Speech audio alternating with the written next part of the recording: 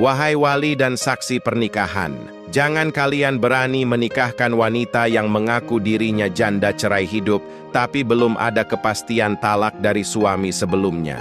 Allah Subhanahu wa Ta'ala sudah perintahkan dan wajib hukumnya meneliti kebenaran berita itu.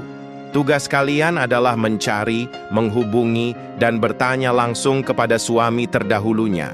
Benarkah wanita ini sudah ditalak? Jika benar, kapan ditalaknya?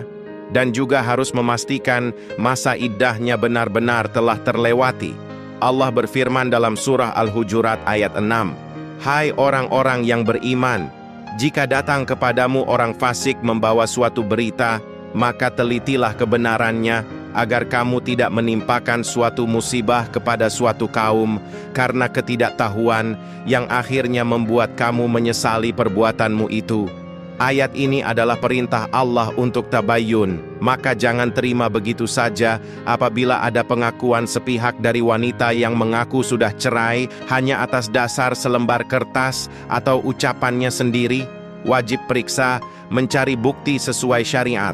Hubungi suaminya yang terdahulu, pastikan benar sudah talaknya, dan cek masa iddahnya. Jika tidak diteliti lalu tetap sembarangan dinikahkan, padahal dia belum ditalak dan statusnya masih bersuami, maka wali dan saksi ikut berdosa karena meloloskan pernikahan haram yang sebenarnya masih terikat nikah di sisi Allah.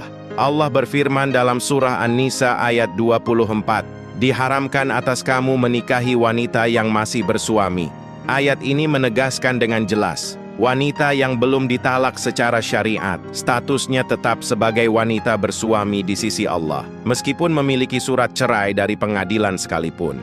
Selama belum ada talak dari suami, ikatan nikahnya belum putus, sehingga haram dinikahi laki-laki lain.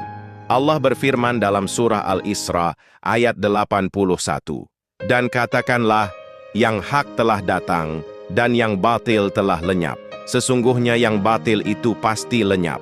Ayat ini untuk membedakan mana yang hak dan mana yang batil.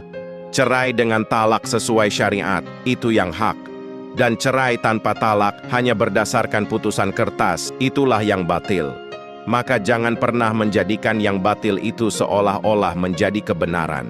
Perceraian tanpa talak itu tidak sah dan tidak memutus sedikit pun ikatan nikah di sisi Allah. Akta cerai bukanlah bukti wanita itu sudah ditalak. Akta cerai bukan bukti bahwa perceraiannya itu telah sah sesuai syariat.